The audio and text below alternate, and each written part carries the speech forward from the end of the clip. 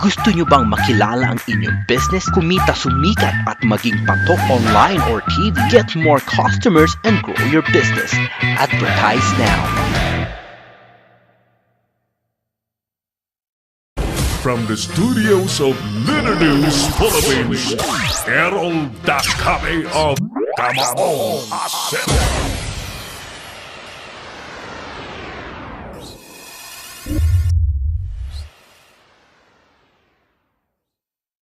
Sa Litter News Philippines sa Pinoy Extreme Channel, mga kaibigan, kahapon, nasa may bandang Tarlac kami ni Clarence. Papunta sana kami sa may Bulacan area and that was very, very, very Sunday, no? Sa linggo-linggo. At hindi po kami nakapanood ng grand parade ng Panagbenga Festival sa Baguio City. Pero may chismis akong narinig, may balita akong medyo nasagap na sa mga artistang pumarada. Pumarada. Kasi normally, yung Panagbenga Festival Grand Parade ay kinatatampukan niya ng mga artista. Kasama na pati mga politikong artista at mga artistang politiko. At ilan po sa mga pumarada dyan ay yung mga tumatakbong senador. Ayan. Si Lito Lapid, si Amy Marcos, sino ba? Of course, yung inyong kilalang-kilalang Bong Revilla. May hindi pala magandang nangyari, Clarence, kay Bong Revilla kahapon. Sinabuyan daw ng tubig at binato ng bote ng mineral water. May sumigaw daw na ayaw namin ng, alam na, yung kasong Bagamat acquitted na po, to be clear about this, acquitted na po si Bong Revilla, but he carries the stigma of being involved in such an act. Yan ang problema dyan. Kasi kapag ang mga naglilingkod ay nababahiran po talaga ng duda ng publiko, mahirap mawala, no? Tulad din po ni Gloria, di ba? Si Gloria, na-acquit na rin ng Na-acquit na rin ng Supreme Court. Si Bong Revilla, na-acquit ng Sandigan Bayan, but both of them, I know, the general public will agree with me, na karamihan ay duda na. Pinagdududahan na. Di ba? The other week, ang survey question natin kung pabor sila na si GMA ang umuwo bilang bagong Bangko Sentral Governor kapalit ng namayapang si Governor Espinilla. Ay maraming ayaw kasi mauubos ang pera sa Bangko Sentral, mga ganong reaction. The stigma and the lost trust of the people ay napakahirap pong ibalik. Now, huwag sanang kaliligtaan po ng mga nasa gobyerno na ang basihan po ng paglilingkod nyo dyan ay ang tiwala ng publiko. In fact, kaya po kayo nailalagay dahil sana tamang tiwalang naibigay po sa inyo, pero marami din pong mga kababayan tayo na nagkakamali po ng tiwala sa pinagkatiwalaan. Kaya't marapat, kayo pong mga kapwa-kubutante ay pakagaling po ang pagiging mapanuri po ninyo dapat. Maging mapanuri sa mga kandidatong humaharap po sa inyo ng liligaw, nag-a-apply ng trabaho, pagiging senador, congressman, governor, board member, vice governor, mayor, vice mayor, councilor, municipal councilors. They're all applicants to various positions. No? At tayo ang mag-a-approve dyan sa pamamagitan po ng mga mahalagang boto po natin. So, wag sanat po tayo na masisilaw na naman sa mga 500 pesos, 1,000 pesos, kung ano-anong panuhol po sa inyo, material na bagay, at pag-iinsiste na kamag-anak nyo sila at mga may filial relationship kayo, kumare, kumpadre, kaklase, ka-fraternity, etc., etc. Please, base your decision on, say for example, kung nakaupo na po sila, ay tingnan po ninyo yung naging track record po nila. Sila ba ay naging tapat? Sila ba ay naging produktibo na nakapaglingkod? Ayos na ayos ba? O nagpayaman lamang po sa pwesto? Di ba? So lahat pong yan ay dapat ikinukonsidera ng ating mga kababayan para ang mapipili po natin sa nalalapit na halalan ay yun talagang akmang-akma, tapat, may malasakit, sa kapakanan ng bayan, hindi sa kapakanan ng bulsa, at hindi po magpapayaman habang nasa pwesto. Ayan. Alam niyo po ang isang termino sa tapat na maglilingkod, marami pong may magagawa eh. Makakagawa po na marami ang isang tapat na maglilingkod. Pero yung wala pong ibang gagawin kundi ang magnakaw ng magnakaw ng magnakaw, mandambong at ng mandambong. Kulang po ang isang termino. Kulang dyan ang 3 terms. Maghahangad pa yan ng extension, maghahangad pa yan ng ibang pwesto. Wala ng kabusugan. Lahat ng mga magnanakaw, wala pong kabusugan. Yung mga tapat po, na ang alam po talagang paglilingkod ay may sakripisyo, ay alam po nila na nakakapagod ang maglingkod. Especially tapat na tapat po kayo. Kasi talagang sakripisyo. Pero kung ang naglilingkod dyan ay nagpapasarap,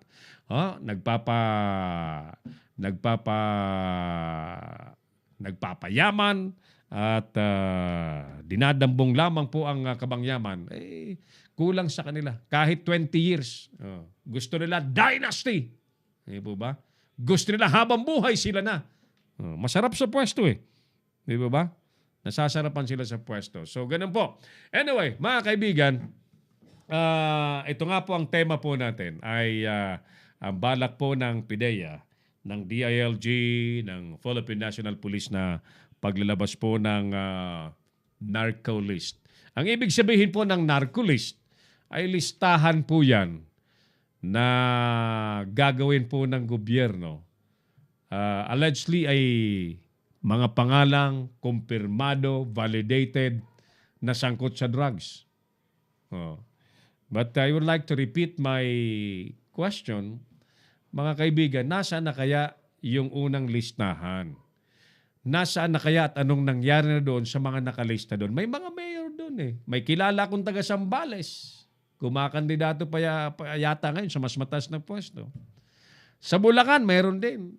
Marami ba? Councilors, marami. May mga kapitan sa Maynila. What happened to them? Gusto ko pong ma-update tayo. No? Kasi ngayon, mag-i-election po kasi, maaring sabihin po ng mga malilista dyan, politika yon. Politika, kalaban kami. Lalo't lalabas dyan na sana ito, matatawa siguro kayo sa sasabihin ko. Sana hindi mga liberal party ang nandyan. Sana hindi mga dilawan ang nandyan. So yung mga tinatawag nilang dilawan, kasi pag puros dilawan na nandyan, talagang may sasabihin sila. Kaya ganito ang aking pinupoint na tanong. Kung sila pong mga malilista dyan ay true enough na may mga pagkakasangkot, may mga testigo, may mga ebidensya, malakas ang paniniwala ng mga nag-imbestiga na talagang sangkot, bakit pa ililista lang? Di arestuhin na. Di po ba? Arestuhin na. Ano pang hinihintay? Bakit pa natin ililista? Baka mamaya dyan sabihin nga, pinopolitika kami. Ganun eh. So, sige po. But nevertheless, mga kaibigan, ang tinig po ninyo, mga suki, nasan man kayo.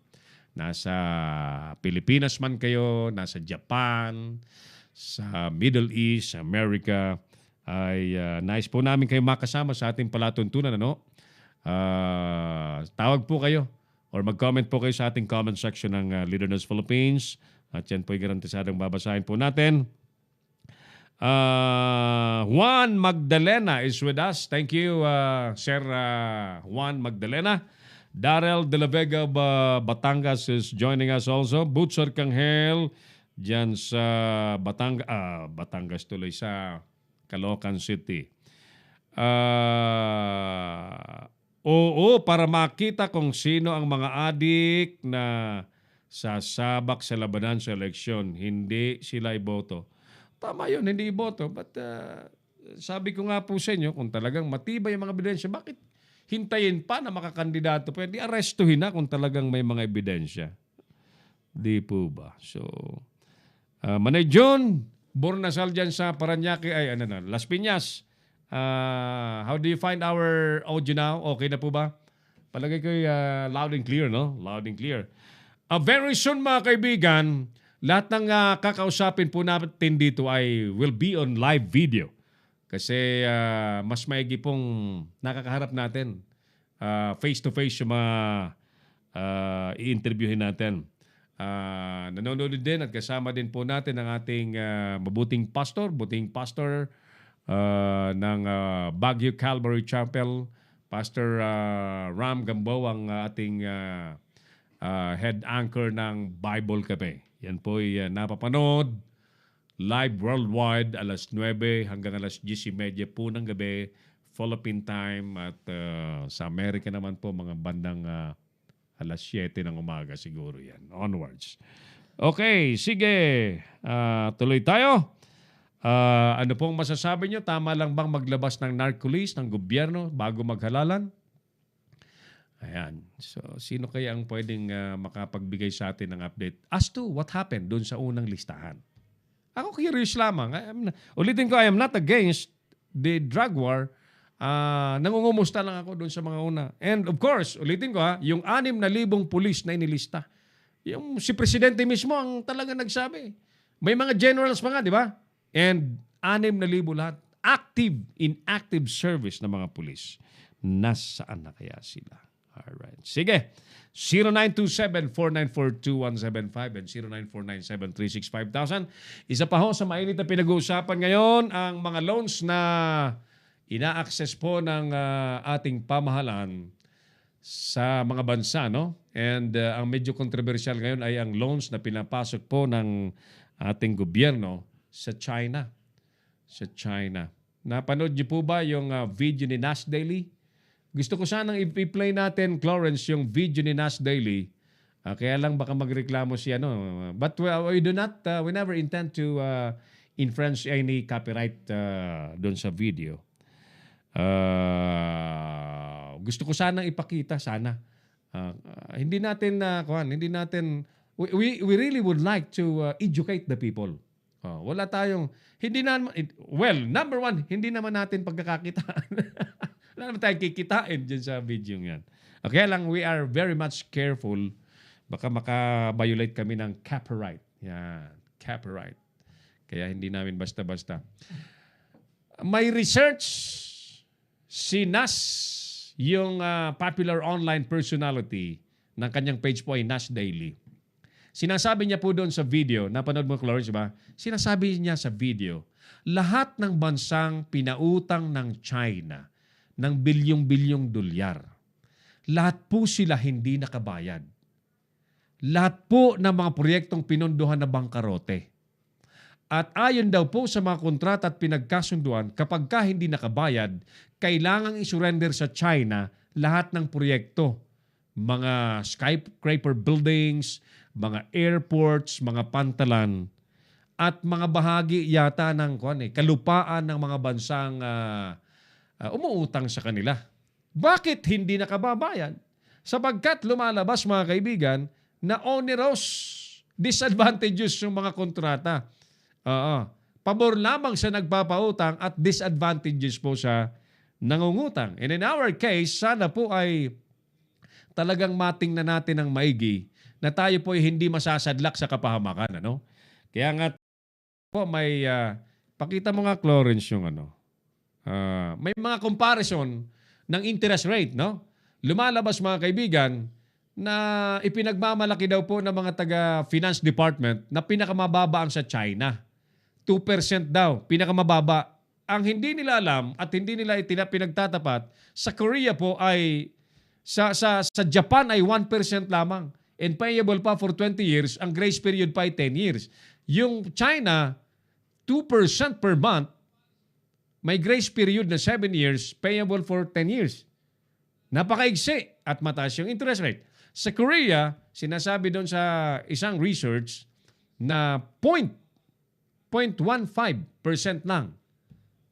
Wala pang 1. Ulitin ko, yung China, 2%. Yung Japan, 0.1%. Grace period, 10 years. Payable for, parang 40 years yun eh. 40 years. So, ibig sabihin, kailangan lang po nating maging matalino na wag nating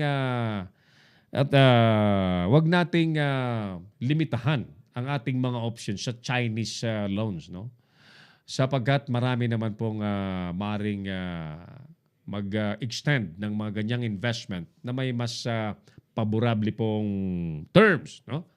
And take note mga kaibigan, sana po ay pakaisipin ninyong lahat mga nanonood po sa atin. Kayo mga nanonood sa akin, bahagi tayong lahat ng magbabayad ng anuman pong sovereign loan na may sovereign guarantee ng gobyerno sa pamamagitan po ng ating mga buwis na babayaran. So, malaman lahat ng yan na mga kasunduan na yan dahil kasama tayo sa mga magbabayad niyan. Yan po yun eh. Yan po yun. So, yan po ay isa lamang sa mga pinag-uusapan. Samantala mga kaibigan, pabor daw po ang COMELEC naman sa ilalabas na listahan po ng mga sinasabing sangkot sa drugs. Ayan. So, yung COMELEC naman, puros naman daldal. Oh. Sino na kaya ang naparusahan nila sa mga lumalabag sa tarpaulin, sa billboards? May naparusahan na kaya? May madidisqualify kaya? O sasabihin nyo na naman na kailangan may complainants. Oh, di ba? Mag-iintay pa kayo na may complainants. Samantalang kayo, umiikot kayo, may kasama kayong PNP, may kasama kayong, halimbawa sa Metro Manila, di ba, MMDA, kasama nyo. Kung sana, sampahan nyo na ng kaso. Lahat mga nakunan nyo ng mga illegal tarpaulins, illegal campaign materials. Huwag kayo puros forma dyan, COMELEC. Questionable na nga ang inyong mga ano dyan eh, mga proseso. O, tingnan nyo si Glenn Chong. Ang dami-daming sinasabi sa inyo ni Glenn Chong, hindi nyo masagot-sagot, di ba? Friends, tuloy, mukhang malakas ang kandidatura. Alam nyo, kami, hindi naman namin personal na kilala si Glenn Chong, si Gerald Arcega, hindi namin yan personal na kilala. Si Willie Ong, Dr. Willie Ong, hindi namin kilala yan. Pero kami, gusto namin iboto yan. Gusto namin tulungan yan. Willie Ong, Gerald Arcega, yan, Glenn Chong, yan, tatlo pa lang. Malayo pa naman. Relax kayo. Sino ba, Lawrence? Yan. Mag-suggest kayo ng matitino yung matitino lang. Hindi tayo ng mga may busal ang bibig, gagawin lamang pong puppet. Wala, dapat ganoon. Kasi ang Senado dapat ay maging independent. So that the so-called check and balance will really happen, especially sa pagbabantay po sa kabangyaman. Kasi pag walang check and balance, ay delikado pong makulimbat lamang po ang pondong bayan. Alright, sige. Tuloy tayo, mga kaibigan. Palapit na po ang summer. Of course, ang isa po sa pinangangambahan pa rin po dyan ay ang supply po ng tubig at ang mga epekto ho ng sobrang tag-init. Kahapon, sa sobrang init sa Tarlac, Diyos ko po, humihikab kami ni Clarence. Pati yung aking pakiramdam ay swabe. Hindi tuloy kami nakarating sa aming meeting place, no?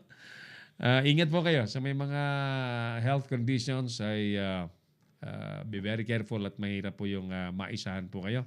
At by the way, kami po ay patuloy na nagluluksa sa pagkawala ng aming kaibigang si paring Romy Dumalaon, ang publisher po ng Recta newspaper dyan po sa Bulacan. Yan. Sumikip lamang daw po ang dibdib last week. Wala na. Nadala pa sa ospital pero binawayan po ng buhay doon na po sa ospital si paring Romy Dumalaon. So patuloy ang ating pagiging malungkot. Siyempre, kaibigan natin yon, isang tapat na kaibigan. Alright, sige. Balikan ko po kayo mga suki. Habang iiwan ko ulit ang ating survey question, tama lang ba na maglabas po ng narcolist ang PIDEA, ang gobyerno, DILG, PNP? Bago maghalalan, mga kaibigan. 4 minutes na lang nalalabi. Ang bilis naman ang oras natin, mga kaibigan. Sige, 4 minutes lang. Sa pagbabalik po natin, babasahin natin yung mga reactions ng ating mga viewers sa ating palatuntunan. Magbabalik si Errol Nacame sa Gamaong Asero. Bring your business over a million TV or online. Reach your target customers anytime, anywhere. Your brand on TV or on the web. Get more customers and grow your business. Advertise now.